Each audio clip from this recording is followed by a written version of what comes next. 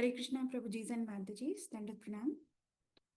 Thank you for joining on this Saturday morning Srimad Bhagavatam class. We will start with a prayer.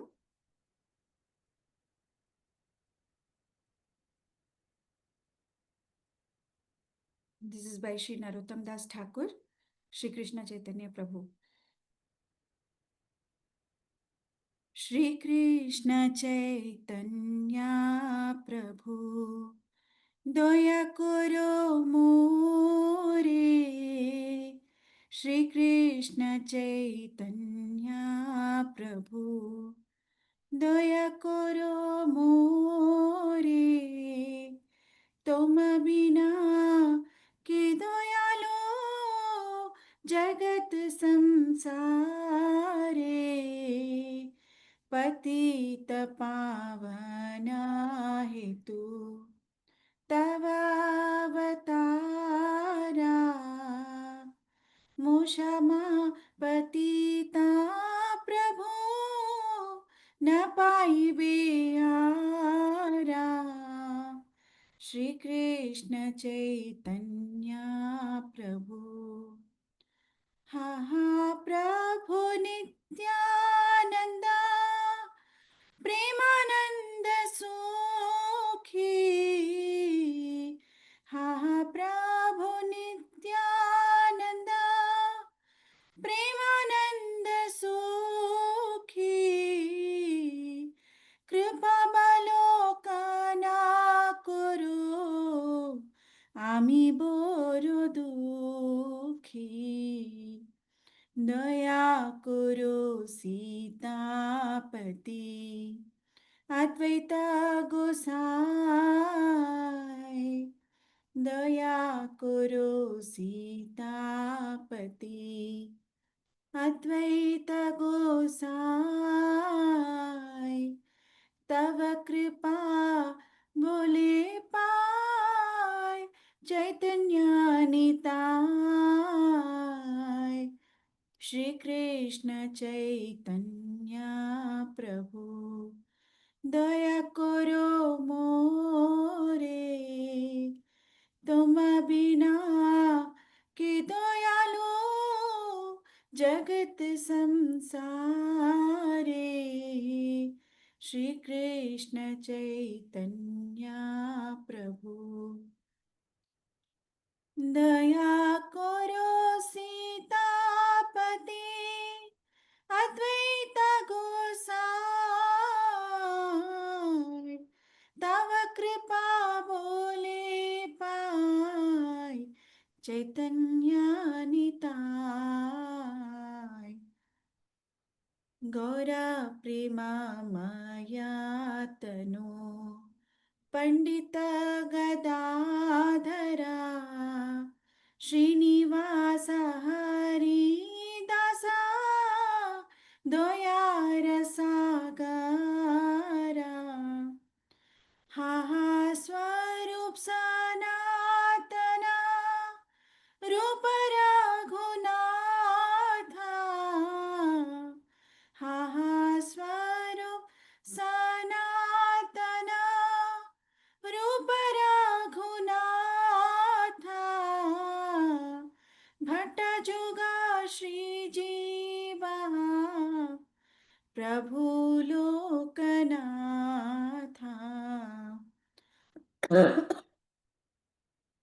दया करो श्री आचार्य प्रभु श्रीनिवासा दया करो श्री आचार्य प्रभु श्रीनिवासा रामचंद्र संगा मागे नरोत्तम दासा श्री कृष्ण चैतन्य प्रभु दया करो मोरे श्री कृष्ण चैतन्य प्रभु दया करो मोरे तुम बिना के दयालो जगत संसारे पतित पावन हेतु तवावतारा मोक्षमा पतिता प्रभो न पाइबे यारा श्री कृष्ण चैतन्य प्रभु.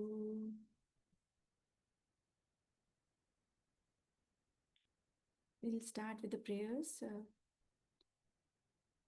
to the Guru Parampara. ॐ अज्ञानतिमिरन्धस्य ज्ञानाञ्जनाशलाकया चक्षुरुन्मिलितं येन तस्मै श्रीगुरवे नमः. श्रीचैतन्यमनोभीष्टं स्थापितं येन भूतले स्वयं रूप कदा मह्यं ददाति स्वपदान्तिकं. वन्देऽहं श्रीगुरो श्रीयुतापदकमलं श्रीगुरून् वैष्णवांश्च श्रीरूपं साग्रजातां सहगना रघुनाथान्वितं तं सजीवं साद्वैतं सावधूतं परिजनासहितं कृष्णचैतन्यदेवं श्रीराधा कृष्णपादान् सहगना ललिता श्रीविशाखान्वितांश्च. हे कृष्णा करुणा सिन्धु दीनबन्धो जगत्पते गोपेशा गोपिका कान्त राधाकान्ता नमोऽस्तु ते. तप्तकाञ्चन गौराङ्गी राधे वृन्दावनेश्वरी वृषभानुसुते देवी प्रणमामि हरिप्रिये. वाञ्छाकल्पतरुभ्यश्च कृपा सिन्धुभ्य एव च पतितानां पावनेभ्यो वैष्णवेभ्यो नमो नमः. जय श्री कृष्ण चैतन्य प्रभु नित्यानंद श्री अद्वैत गदाधर श्रीवासादि गौर भक्त वृंदा. हरे कृष्णा कृष्ण कृष्ण हरे हरे हरे रामा राम राम हरे हरे. ॐ नमो भगवते वासुदेवाय. ॐ नमो भगवते वासुदेवाय.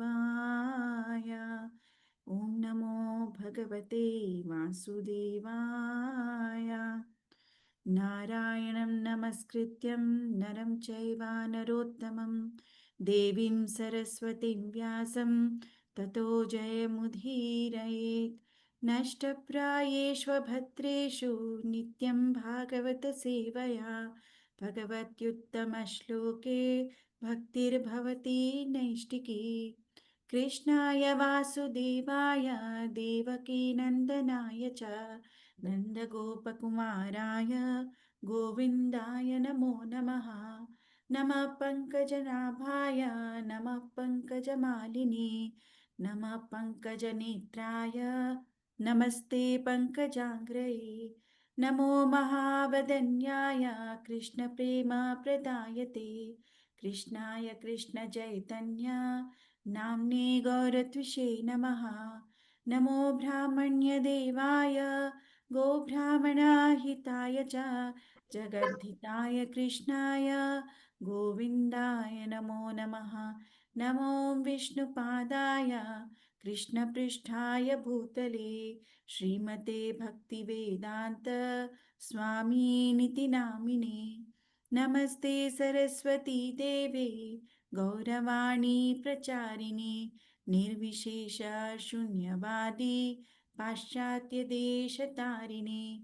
जय श्री कृष्ण चैतन्य प्रभु नित्यानंद श्री अद्वैत गदाधर श्रीवासादि गौरभक्तवृन्दा हरे कृष्णा कृष्ण कृष्ण हरे हरे हरे राम राम राम हरे हरे मूकं करोति वाचालं पङ्गुं लङ्घयते गिरिं यत्कृपातमहं वन्दे श्रीगुरुं दीनतारिणं परमानन्दमाधवं श्रीचैतन्यमीश्वरम् ॐ अपवित्रः पवित्रो वा सर्वावस्थान् गतोऽपि वा यत्स्मरेत् पुण्डरीकाक्षं श्री सबाह्याभ्यन्तरं शुचिः श्रीविष्णु श्रीविष्णु श्रीविष्णु.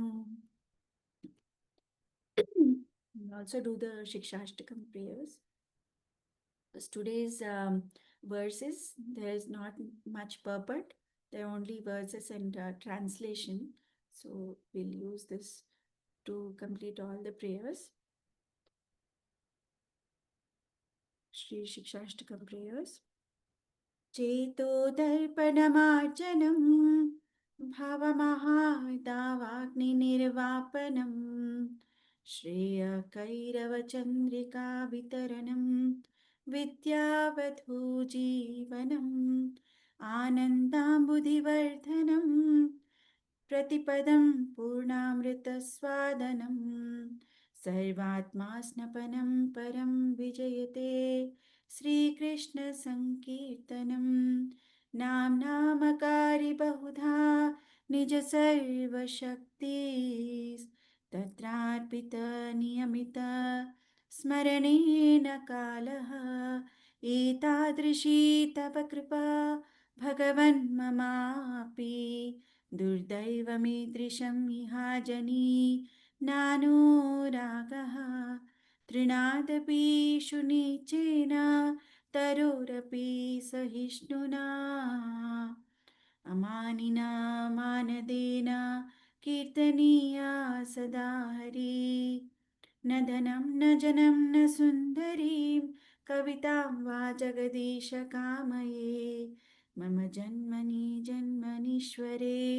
भवताद्भक्तिरहेतुकी त्वयि अयि नन्दतनुजकिङ्करं पतितं मां विषमे भवाम्बुधौ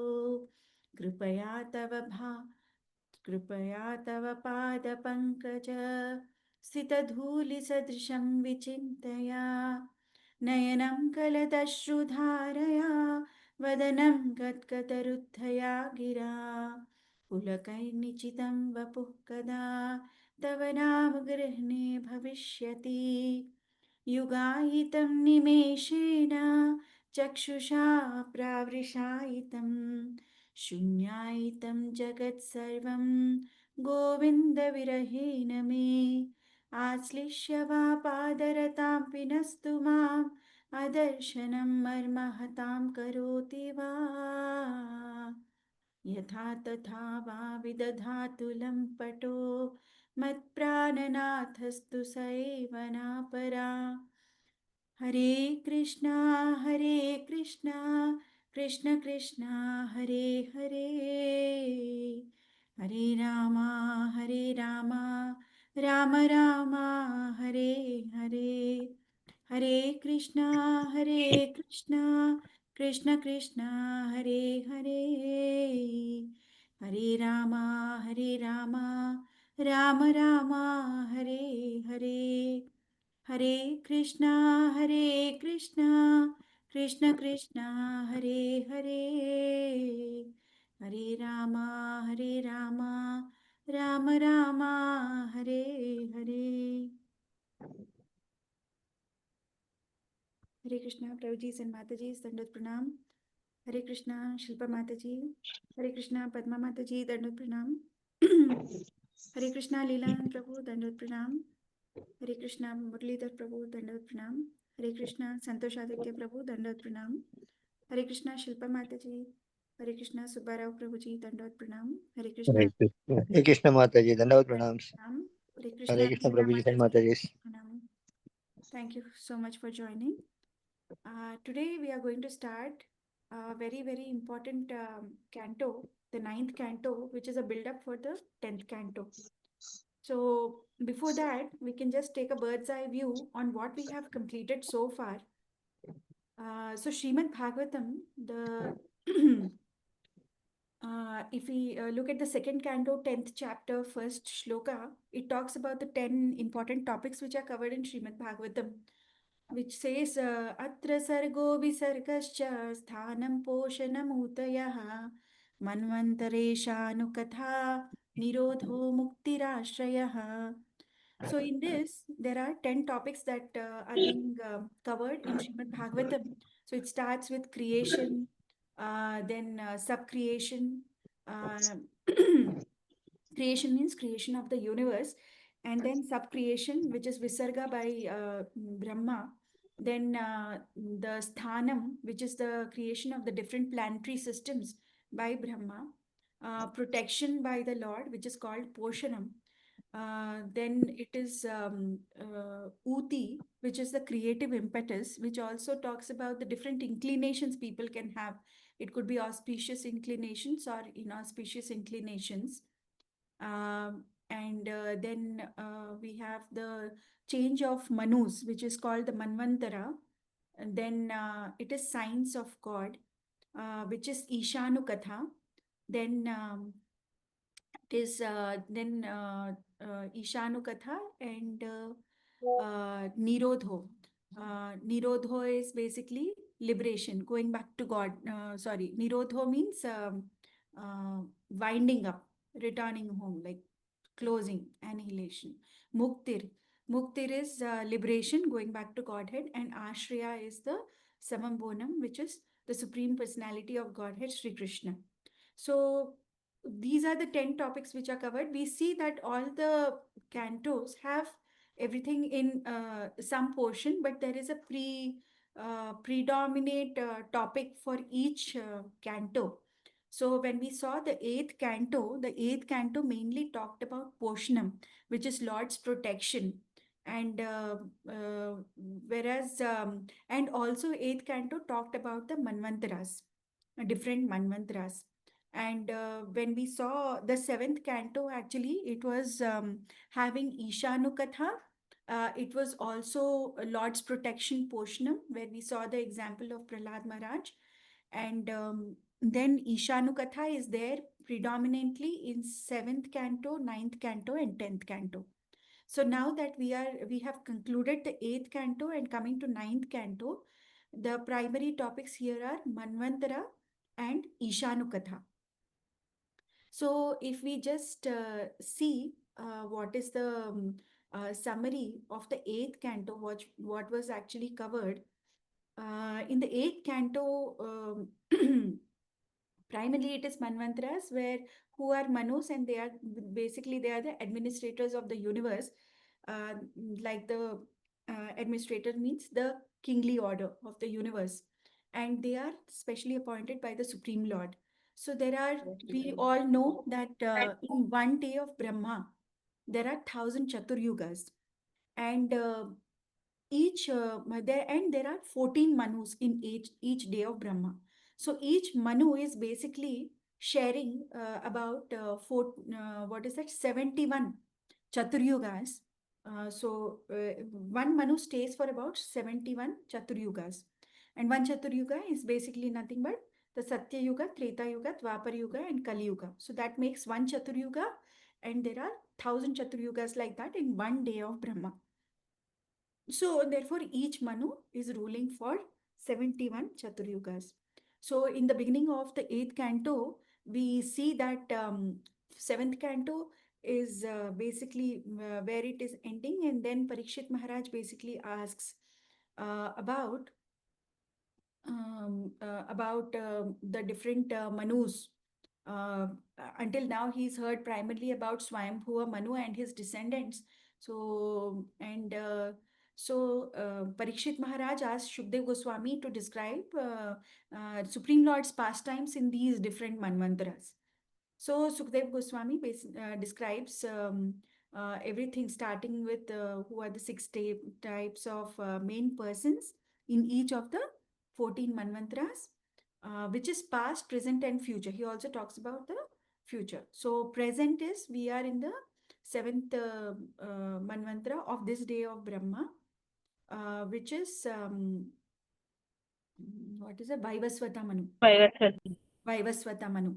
And in the current day of Brahma, and then Shukdev Goswami also talks about select, not all the pastimes, but few select important pastimes in some of the manvantras. And because that was requested by Parikshit Maharaj. So if we see a brief outline, just share my screen. So this is how. So in the eighth canto, if we see what all was covered are the 6 types of persons in each of the 14 manvantras in a day of Brahma. So each manvantra will have these prominent 6 types of personalities, which are the Manu, which is the one who is ruling. Then it is Deva, which is the demigods, Manuputra, sons of Manu, Sura Ishwaraha, Indra, Rishaya, 7 chief sages, and Amshavatara, Manvantara incarnation. So Lord incarnates. So for every Manvantara, Lord incarnates. There's a special description of that. Then in the eighth canto, we saw that the first 4 Manvantaras, Swayambhuva Manus, and was described. Then it was deliverance of Gajendra. Why? Because Gajendra Moksham happened in the 4th Manvantara of the this one of this day of Brahma. And so that pastime was described, how Lord protected. So there Poshanam was also described, Ishanukatha was also there, and also the Manvantra. So sometimes we'll see that one thing is not happening, there are many things which are happening parallelly. Uh, though these are the primary topics, we will be bewildered with the kind of topics which are taken parallelly also. We actually see there are so many details which are taken up in Bhagavatam.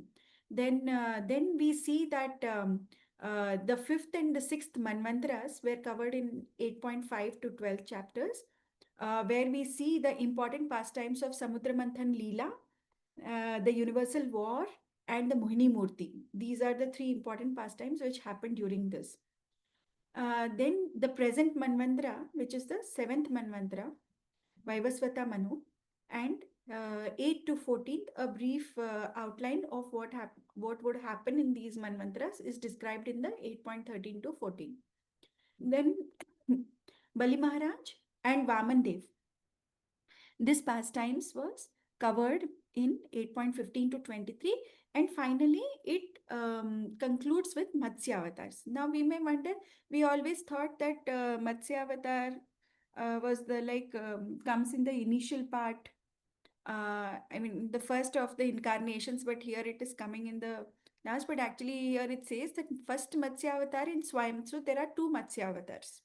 So first Matsya avatar is in Swayambhuva Manvantara, which delivers Vedas to Brahma after killing the demon Hayagriva.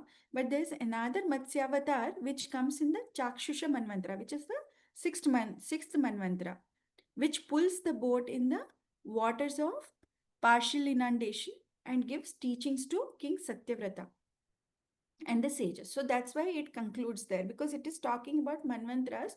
So it concludes there. So we will see that in the ninth canto, if we actually see what is being covered, it's primarily about who are the descendants in this Vaivasvata Manu, who all are appearing. Basically, it is talking about that. And we'll see that it is more of a description of all the dynasties and everything. So we'll see here very, very important personalities. If we see like all the pastimes that we heard, all the examples that are usually quoted, the references which are taken in different purports by, whether it is by Srila Prabhupada as preaching application, which is taking references from the scriptures, or whether it is by any of the speakers, wonderful speakers of Bhagavatam, who take references from the different scriptures, they also quote. You will see such important personalities. Everything is important here. Like Chavana Muni, Sukanya, Ambarish Maharaj, pastime, then Shaubhari Muni, then descendants of King Mandhata, then Sagara. Sagara comes in even in Ramayana. Then we see most important pastimes of the Supreme Lord Ramachandra, and then you will also see that both the solar and the lunar, with Surya Vamsham and Chandra Vamsham, both descendants, because Lord Ramachandra appeared in the Surya Vamsham, and Krishna appeared in Chandra Vamsham. So both are described actually. So here we'll see a dynasty of Maharaja Nimi. From here it is all Chandra Vamsham. Pururava, Parshuram, and then what Yayati, Puru, then what is Yayati, and then finally Krishna, the Supreme Personality of Godhead, concludes with that. So that's how ninth canto is going to be so wonderful with all the storylines, and we actually see here. Then this was once shared by Lalit Mohan Prabhu to us, actually, and he used to wonderfully explain all these, that we should always know where we are, what we are doing in the Bhagavatam. At any point of time, we need to, like, at least at the start and the end of the canto, we need to take a bird's eye view, that what we have covered so far and where we are. So in that also, he always explained to us that if you see here, you will see that the first few cantos were totally concentrated on Swayambhuva Manu and his descendants. So there we covered, see, first it started with Devahuti, Lord Kapila, then here Kashyapa, then the other descendants. Now, very important, why all the descendants are not discussed and only few of the descendants are discussed is also because, like, the most important devotees are basically glorified. So every dynasty, every lineage has some very, very important personalities who are either devotees or Lord's incarnation, or Shaktya Avatar, or some form like that. And those are specifically described. So then we saw Prasuti, where we saw the Daksha and everything in. So this came in the third canto, then the fourth canto, which talked about Daksha and everything. Then we saw about Uttanapad. Uttanapad also is son of Swayambhuva Manu, and then we saw the pastime of Suruchi, Suniti, Dhruv Maharaj. Then we saw Dhruv Maharaj.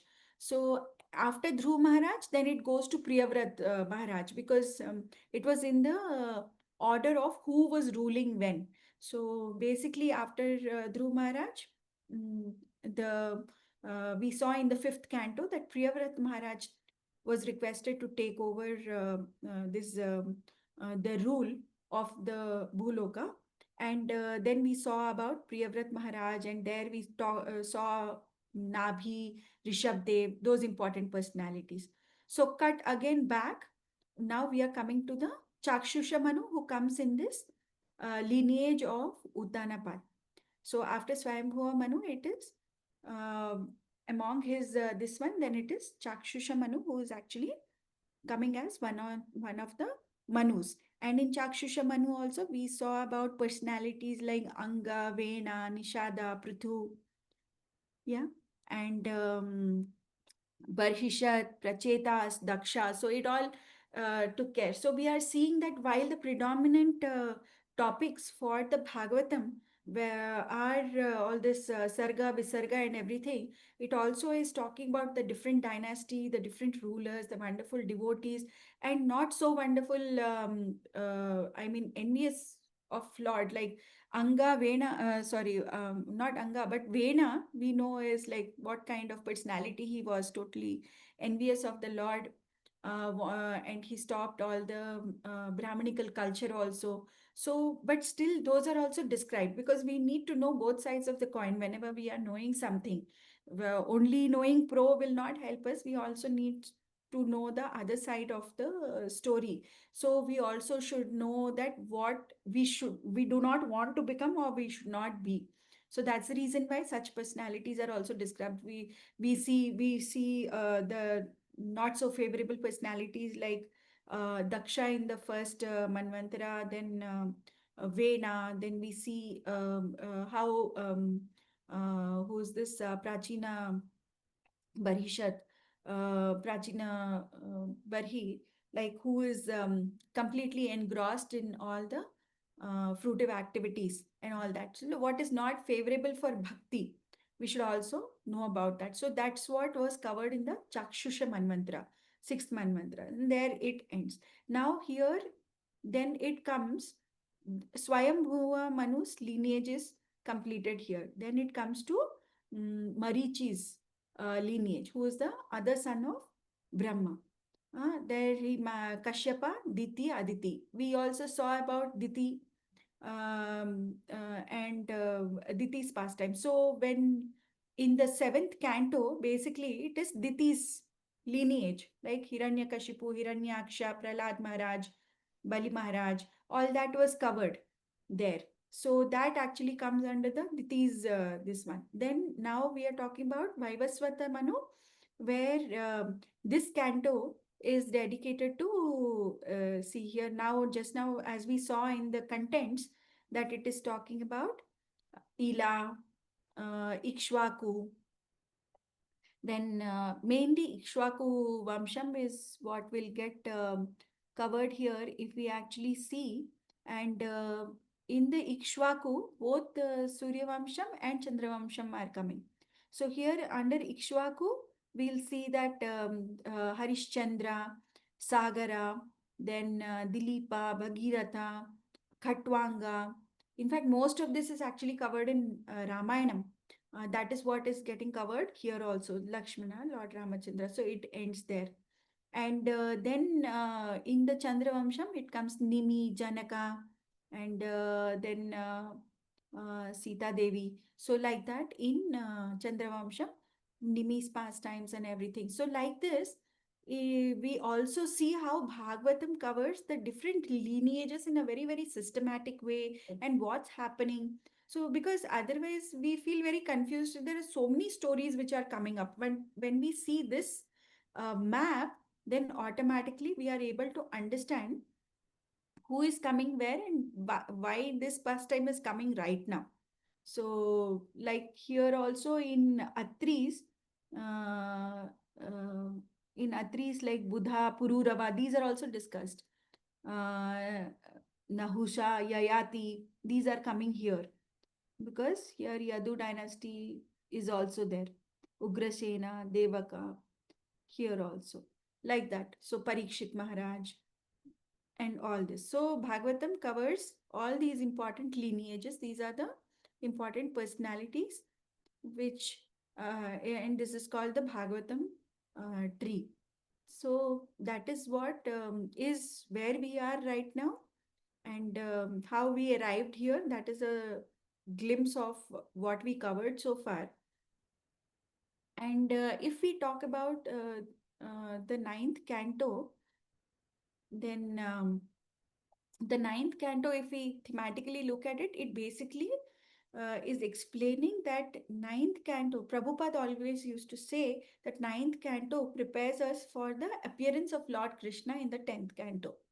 So this ninth canto actually shows how these exalted dynasties on the earth were maintained by the Lord so that he could appear in a pure family.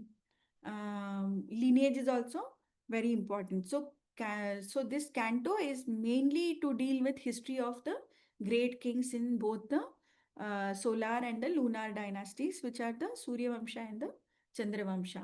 So if we see the predominant topic here is basically Manvantara and Ishanu Katha, and when we are talking about the flow, it starts with the introduction to the Manvantara, the different Manus, the description of the Manus, and the different dynasties and everything. And important teachings and takeaways from this particular canto is that Lord always protects dharma through responsible kings. So whenever there is adharma prevailing, we'll always see that though the Supreme Lord Krishna, he says that yada yada hi dharmasya glanir bhavati bharata abhyutthanam adharmasya tadatmanam srijamyaham, that he incarnates as in when there is matlab adharma is at the peaks, to establish dharma, paritranaya sadhunam vinashaya cha dushkrutam dharma samsthapanarthaya sambhavami yuke yuke. So he is incarnating for three important things. These are the external reasons. Of course, there's an internal reason. The external reasons are that Lord is incarnating to paritranaya sadhunam, to do good to the sadhus, to uplift the sadhus, vinashaya cha dushkrita, to annihilate the miscreants, dharma samsthapanarthaya, which is to establish dharma, re-establish dharma, because dharma always prevails, but then in between, because of some miscreants, there is a breakdown, and then he comes again to re-establish dharma, like how we see in case of Rama re-establishing dharma by annihilating Ravana. Then Krishna annihilates Kamsa and so many demoniac personalities. Krishna, through Kurukshetra war, has annihilated the this Kauravas and re-established dharma through the reign of Maharaja Yudhishthir. So like that, that is the purpose why Lord incarnates. And but we see that it's not that Lord is annihilating the demons and then he's himself sitting on the throne and saying that, okay, now I will rule and I will take care of everything. He's not getting into micromanagement. He is doing what is needed, and then he is teaching what is the right way to the kings, or ensuring that the kings are getting the direction from the exalted personalities. Like we saw in King Yudhishthir's case, he was guided by Bhishma as to what is the right way to rule and everything. So he ensures that way his devotees are glorified. Lord doesn't want anything. He is Atma Rama. He doesn't need glorification by us, nor does he feel his ego satisfied. That is not the purpose of glorifications. That is not why he comes. He comes so that dharma can be established, devotees can be established as the rulers, and those devotees get glorified for time immemorial in the future. So that is basically the purpose, because devotees will always rule based on instructions of God. Like Lord has given instructions. He has given the instructions in Bhagavad Gita. Who is like, what is the guarantee who will follow these instructions to the T? Maximum would be devotees only. So devotees only can follow those instructions. So he is establishing dharmic principles, and he's ensuring that devotees are actually uh, being set as rulers who can finally rule based on the principles. So, and then this canto also teaches us like stories of Yayati and Yayati is there, which teaches us that lust leads to degradation, and renunciation always restores dignity. So then it also talks about dynasty, of course, is important, but devotion is greater than dynasty, because in all histories, devotees only stand out. If we have to remember a particular lineage, sometimes we may not know the lineage, but we will definitely remember the devotees, and those devotees present in the lineage glorify that lineage. People remember the lineage because of the devotees. So like that. So the Lord therefore arranges the appearance of his devotees. He ensures that great kings appear, and he himself also appears in incarnations like Lord Rama and Lord Krishna himself. Right? So, and this canto also shows us that Prabhupada says that to become purified, one must face difficulties and remain fixed in Krishna consciousness. So, this episodes of betrayal, temptation, reversal, suffering, everything is covered in this particular canto, because obviously Ramayanam is the biggest story of all that. It actually is the one with filled with Karuna Rasa. So therefore we will see all these like um, situations, both negative and positive. And but the lesson of the story is we need to be fixed in Krishna consciousness. The true exalted position is bhakti and not royal birth. So even powerful emperors are helpless without the Lord. That we have seen n number of times. Not only emperors but even the demigods, devatas, are also very, very helpless when it comes to um, matlab, definitely surrender to the Lord, and seeking protection from the Lord is the first thing that devatas look for. So that's why they are in the position of the devatas.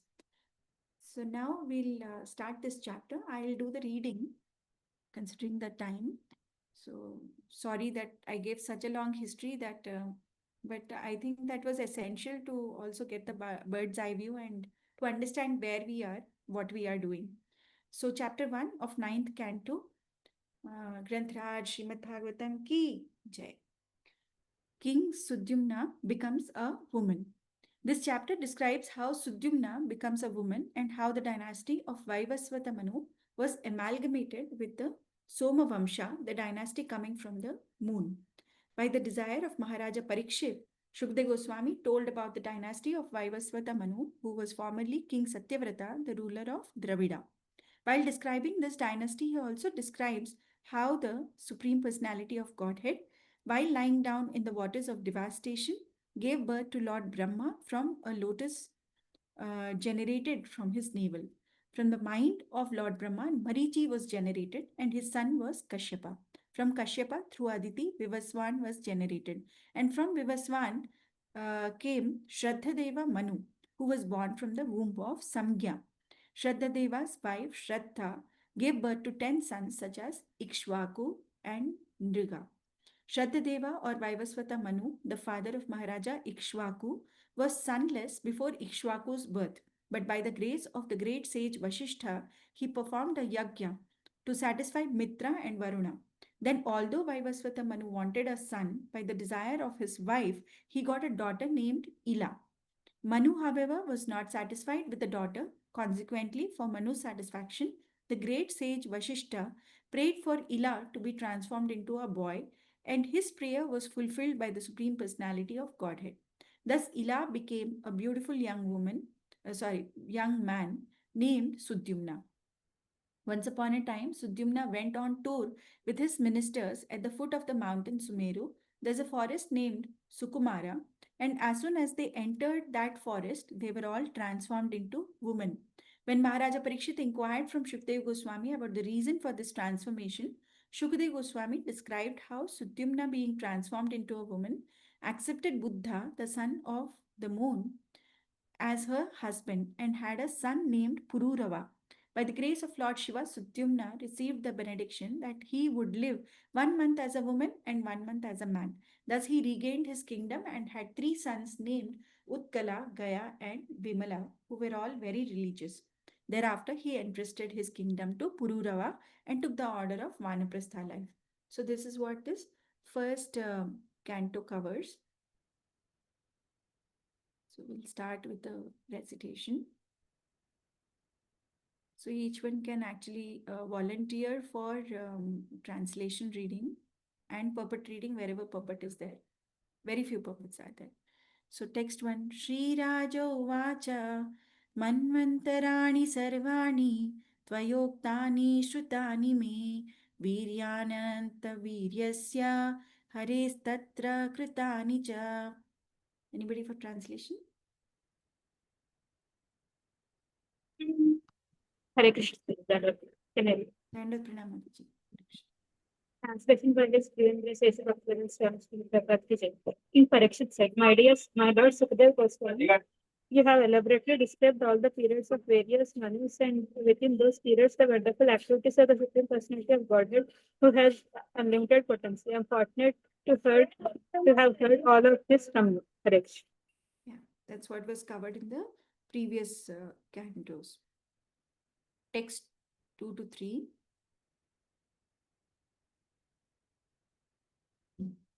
योऽसौ सत्यव्रतो नाम राजर्षिर्द्रविडेश्वरः ज्ञानं योऽतीतकल्पान्ते लेभे पुरुषसेवया स वै विवस्वतः पुत्रो मनुरासीदिति श्रुतं त्वत्तस्तस्य सुता प्रोक्ता इक्ष्वाकु प्रमुखा नृपा.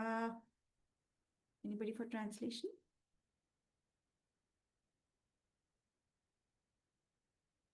Satyavrata, the saintly king of Dravida Desh, who received spiritual knowledge at the end of the last millennium by the grace of the Supreme, later became Vaivasvata Manu, the son of Vivasvan. In the next Manvantara period of Manu, I have received this knowledge from you. I also understand that such kings as Ikshwaku were his sons, as you have already explained. So, since we covered the history, in that we already covered all this. So now explanation needed is minimal because all this is on already what we discussed. तेषां वंशं पृथक् ब्रह्मन् वंशानुचरितानि च कीर्तयस्व महाभाग नित्यं शुश्रूषतां हिनः. Translation, anybody for translation? Hare Krishna. O greatly fortunate Shukdev Goswami, O great Brahmana, kindly describe to us separately the dynasties and characteristics of all those kings, for we are always eager to hear such topics from you.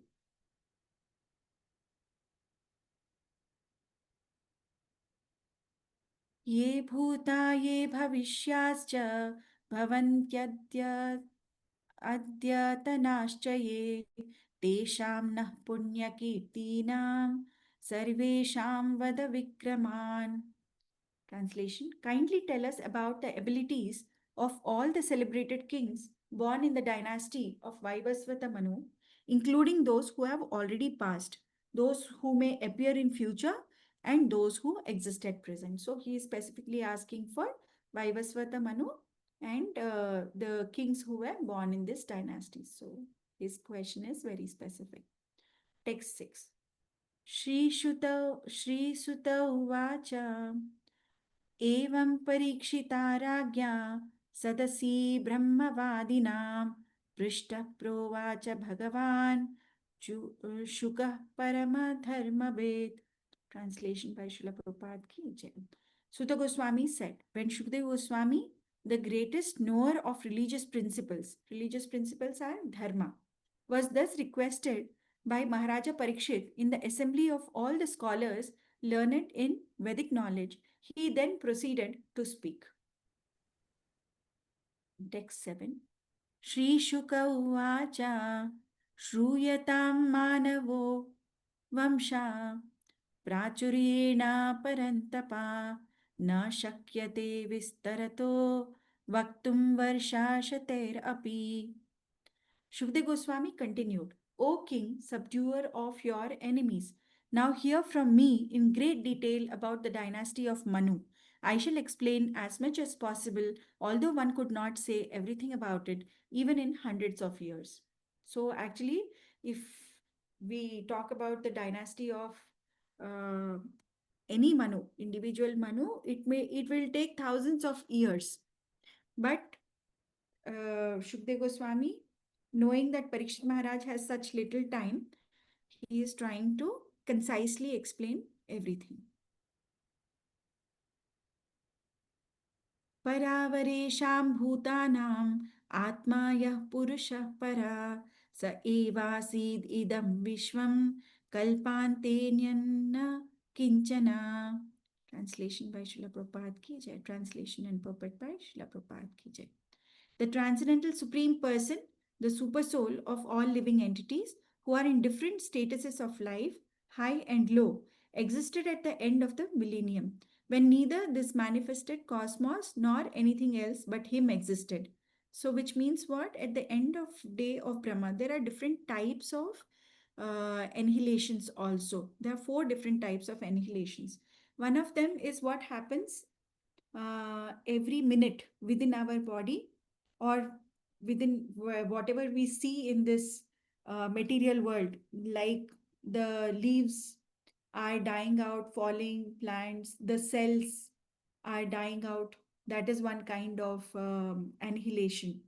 Um, and then there is one which happens at the um, end of one day of Brahma. That is one types of annihilation.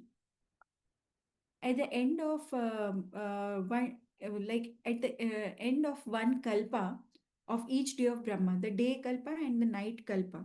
So after the day kalpa, usually what happens is that there are uh, there is inundation. Inundation means there is everything is filled with water, and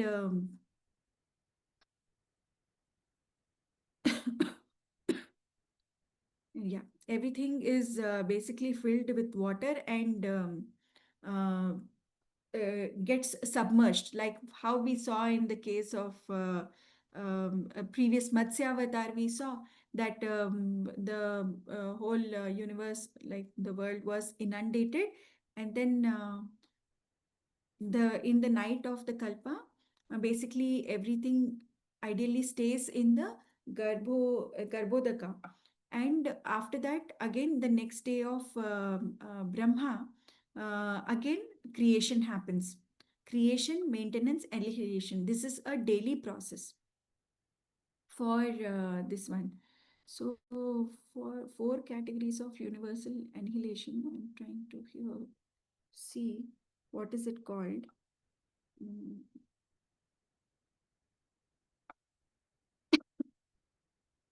Yeah, it's called, there is one which is called constant Nitya annihilation, which is occasional Naimittika, material is Prakritika, and final is Atyantika. So the Nitya, which is the constant annihilation, is the continuous, ever present destruction that occurs at every moment, such as the transformation and death of a material body.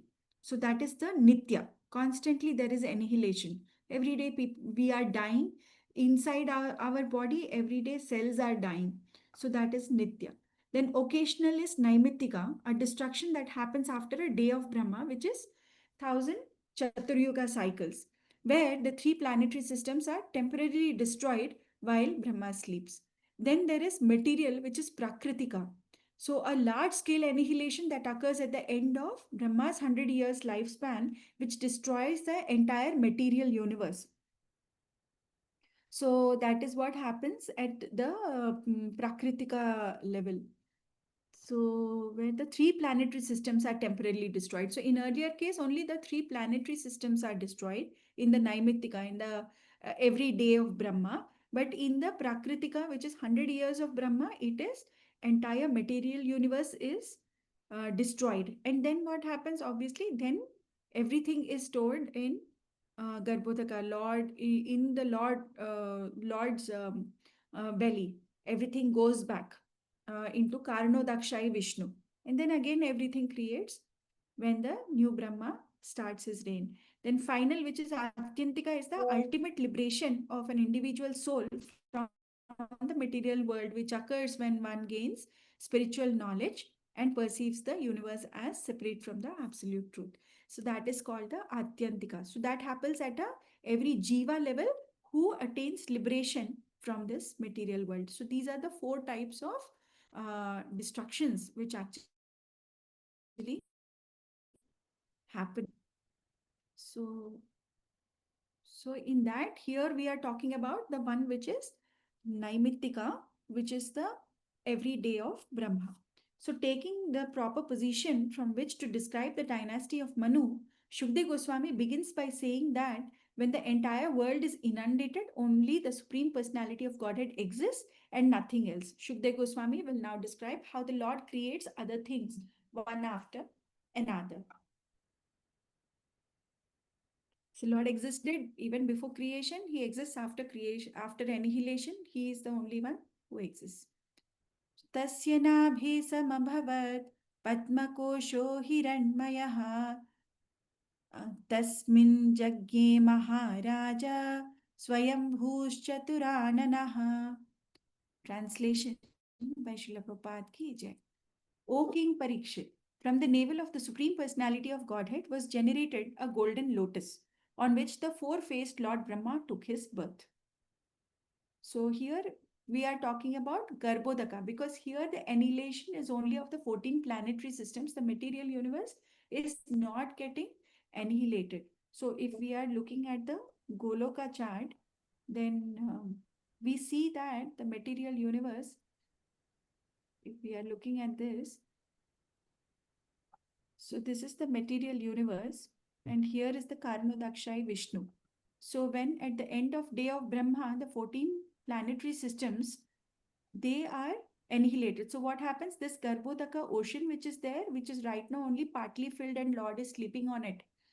But when at the end of day of Brahma, he fills the entire material universe inside of this. The 14 planetary systems are filled with this Garbhodaka. So this actually he increases that. And what is Garbhodaka is nothing but actually the sweat of the Lord.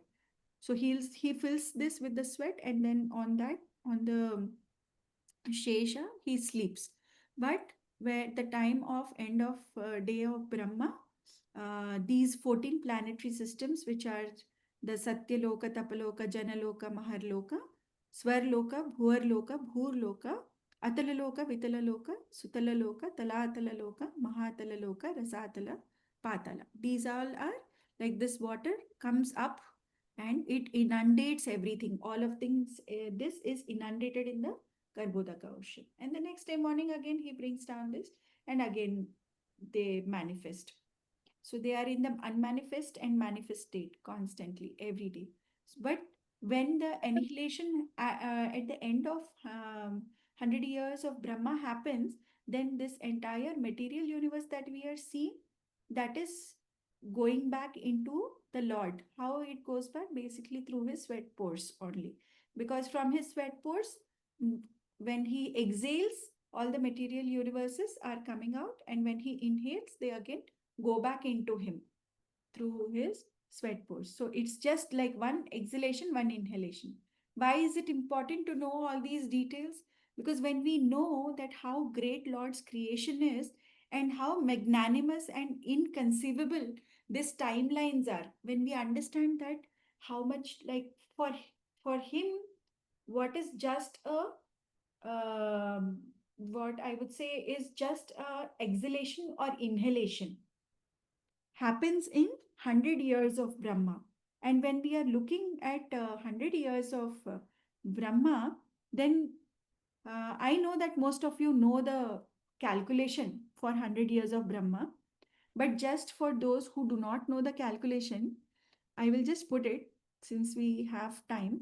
I'll try to put something that is that shows that how actually inconceivable these timelines are.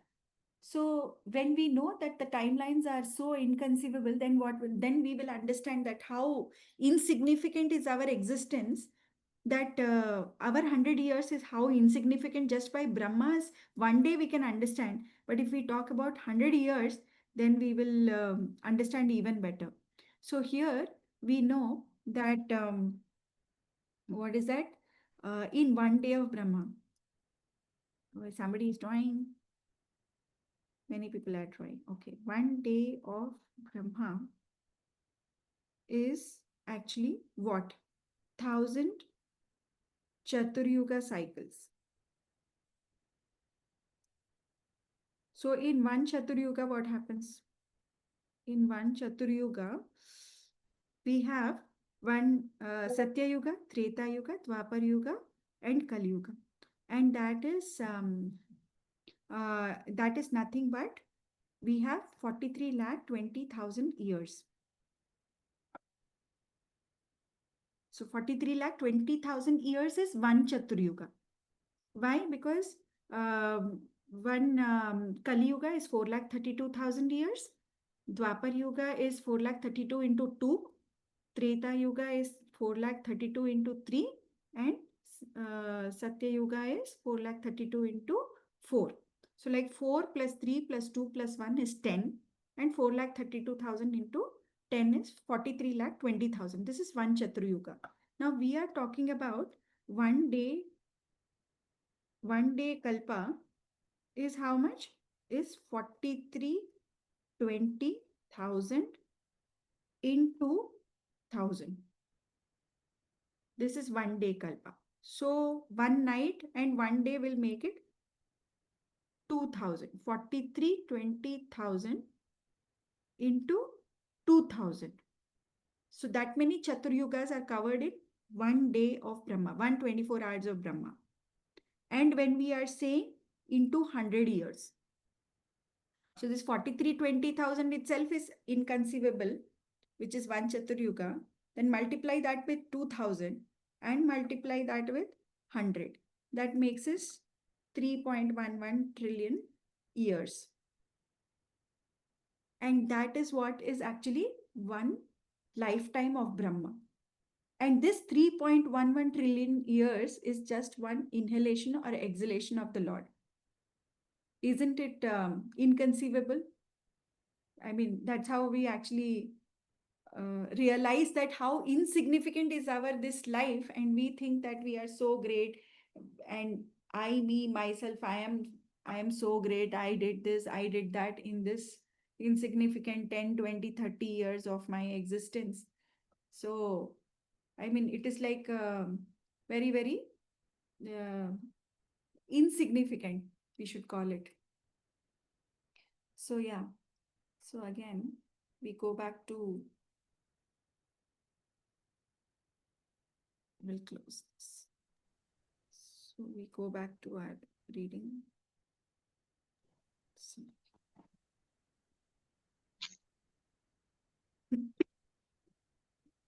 so why did I discuss that? On the day of Brahma, and then Marichi took birth from the, okay, on the day of Brahma.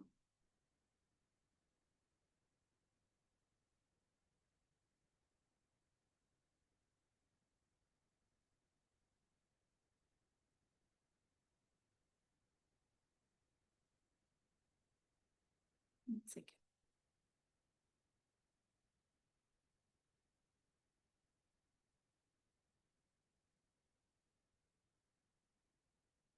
Yeah.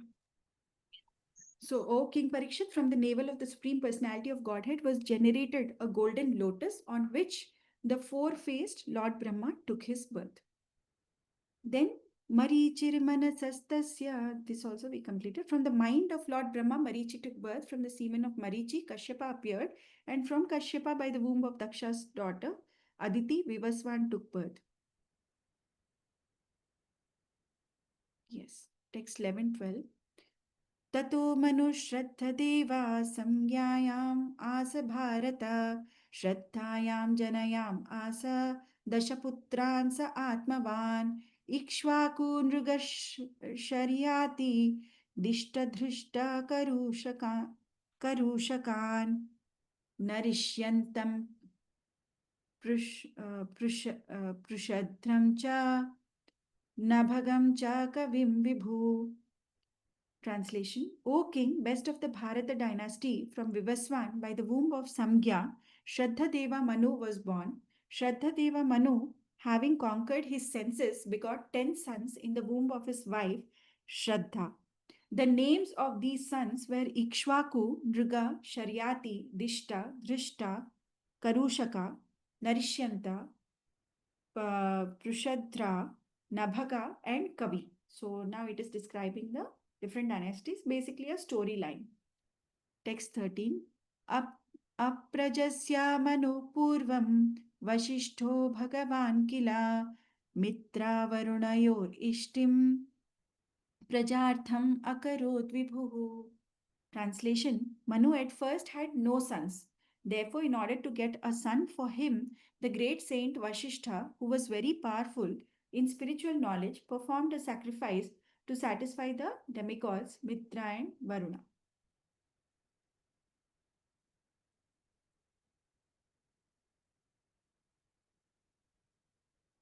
Yes, text 14.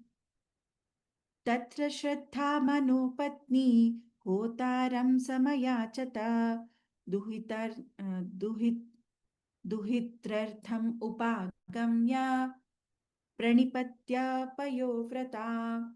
During that sacrifice, Shraddha, Manu's wife, who was observing the vow of subsisting only by drinking milk, approached the priest offering the sacrifice, offered obeisances to him, and begged for a daughter.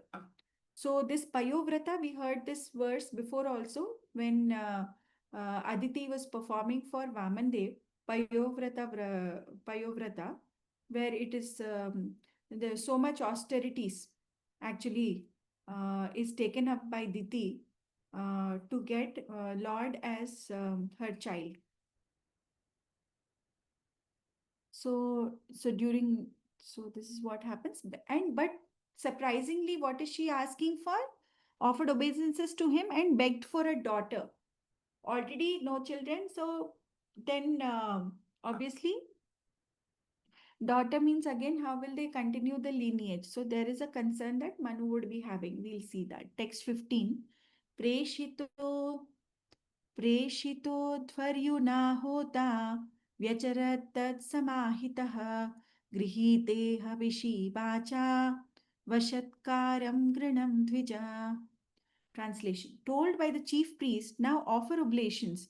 The person in charge of oblations took clarified butter to offer. He then remembered the request of Manu's wife and performed the sacrifice while chanting the word Vashat. I think that must be meaning something to do with a girl child. Text 16. Hotustad vyabhicharena kanyela nama sabhavat tam vilokya manuh praha natitushtamana gurum. Natitushtamana gurum. Translation and purport by Srila Prabhupada ki jai. Manu had begun that sacrifice for the sake of getting a son. But because the priest was diverted by the request of Manu's wife, a daughter named Ila was born. Upon seeing the daughter, Manu was not very satisfied. Thus, he spoke to his guru, Vashishta, as follows. Now, obviously, whenever there is a talk about sacrifice, what would Prabhupada do? Prabhupada will start talking about which yagya? Anybody can tell? Sankirtan Yajna. Yes, Mataji. So we'll see that how Prabhupada will cover about Sankirtana Yajna now. Perfect. Because Manu had no issue, he was pleased at the birth of the child, even though a daughter, and gave her the name Ila. Later, however, he was not very satisfied to see the daughter instead of a son because he had no issue. He was certainly very glad at the birth of Ila, but his pleasure was temporary because this is material universe. Material universe itself is temporary, so our satisfaction also is temporary. Initially, he named her very lovingly, but then after the temporary satisfaction is over, now he is lamenting for a son. Text 17. Bhagavan kim idam jatam karmavo brahmavadinam viparyayam aho kashtam maivam syat brahma vikriya. Translation and purport by Srila Prabhupada ki jai. My Lord, all of you are expert in chanting the Vedic mantras. So he is talking to Vashishta and the people who conducted this vrata. How then has the result been opposite to the one desired? This is a matter for lamentation. There should not have been such a reversal of the results of the Vedic mantras. So we know that originally sacrifices were performed and mantras were chanted. Everything had to be very pure. Ingredients had to be pure. The Brahmanas' consciousness had to be pure who were actually performing the vrata or yajna.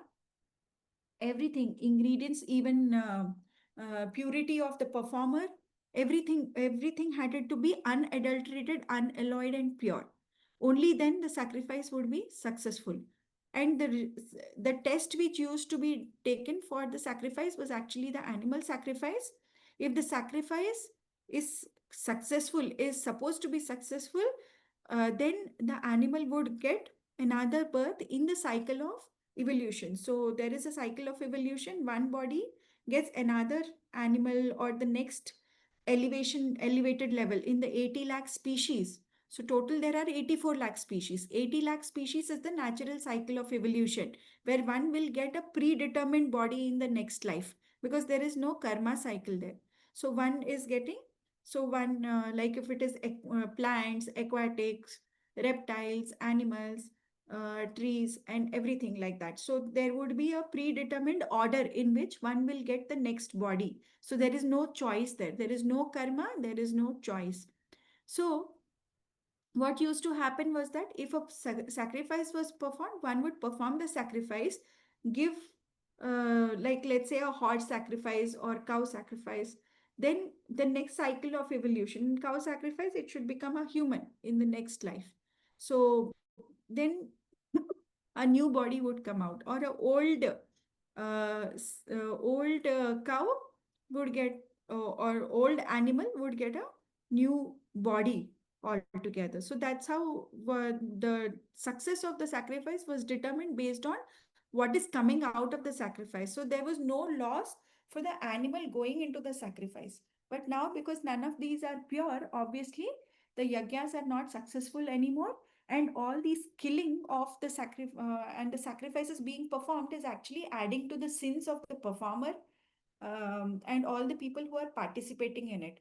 That is the reason why yajna is not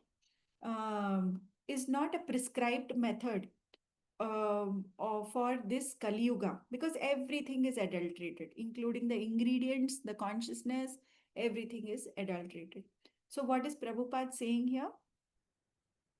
uh, purport. In this age, the performance of yajna has been forbidden because no one can properly chant the Vedic mantras.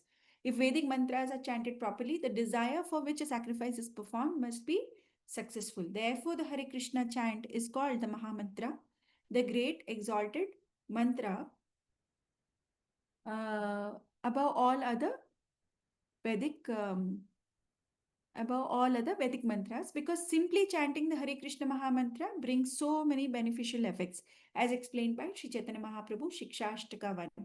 Cheto darpanamarjanam bhavamahadavagni nirvapanam Shreya Kairava Chandrika Vitaranam Vidyavadhu Jivanam Anandam Buddhivardhanam Pratipadam Purnamrita Swadanam Sarvatma Snapanam Param Vijayate Sri Krishna Sankirtanam.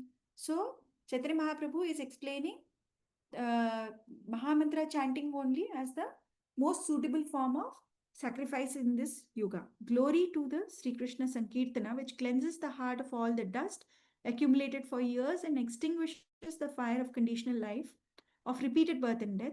This Sankirtana movement is the prime benediction for humanity at large, because it spreads the rays of the benediction moon. It is a life of all transcendental knowledge.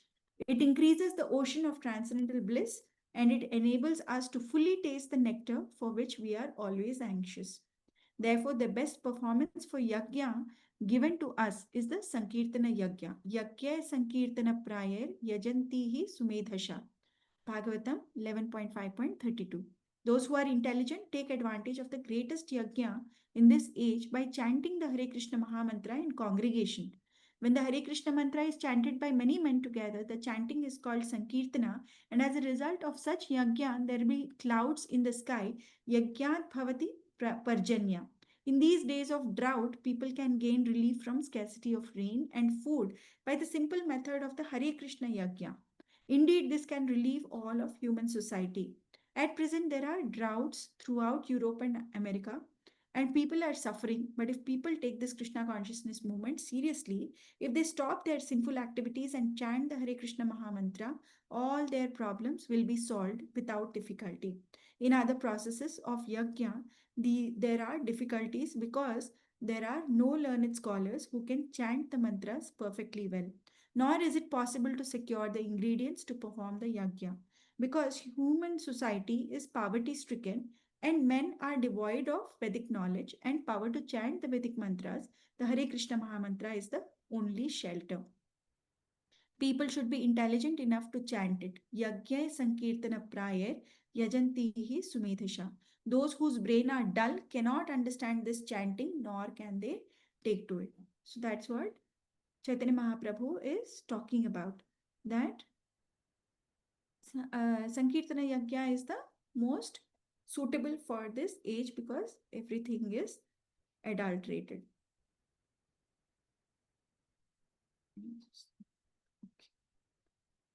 Text 18. Yuyam brahma vido yuktas tapasa dagdha kilbisha kuta sankalpa vaishamyam anritam vibudeshviva. You are all self-controlled, well-balanced in mind, and aware of the absolute truth. And because of austerities and penances, you are completely cleansed of all material contamination. Your words, like those of the demigods, are never baffled. Then how is it possible that your determination has failed? So he's questioning them. That because the result is not correct, it automatically means that something is wrong with the performance. Purport. We have learned from many Vedic literatures that a benediction or curse given by the demigods never proves false. By performing austerities and penances, by controlling the senses and mind, and by achieving full knowledge of the absolute truth, one is fully cleansed of material contamination. Then one's words and blessings, like those of the demigods, are never a failure. Means a pure devotee, whatever blessings they give, if they say, sir, what is that? Krishna Prema Praptirastu. That's all we need to get from them, and we will get it. Because they are purified souls. All the contaminations are already cleansed in their heart because of the Sankirtana Yajna. Text 19. Nishamya tadvachastasya Bhagavan Prapitamaha Hoturvyatikaram. Sorry. Hoturvyatikramam Gyatva Babhashe Ravinandanam. Nishamya tadvachastasya Bhagavan Prapitamaha Hoturvyatikramam Gyatva Babhashe Ravinandanam. The most powerful great-grandfather Vasishtha, after hearing these words of Manu, understood the discrepancy on the part of the priest. Thus he spoke as follows to the son of the sun god. Text 20. This is the last verse for today. Etat sankalpa vaishamyam hotuste vyabhicharataha tathapi sadhayishyete suprajastvam swatejasa. Translation.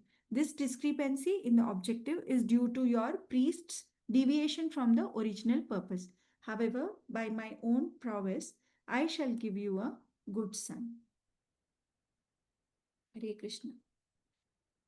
Thank you, everybody, for staying through the class. If there are any questions, we'll take it or we can conclude the class. Hare Krishna.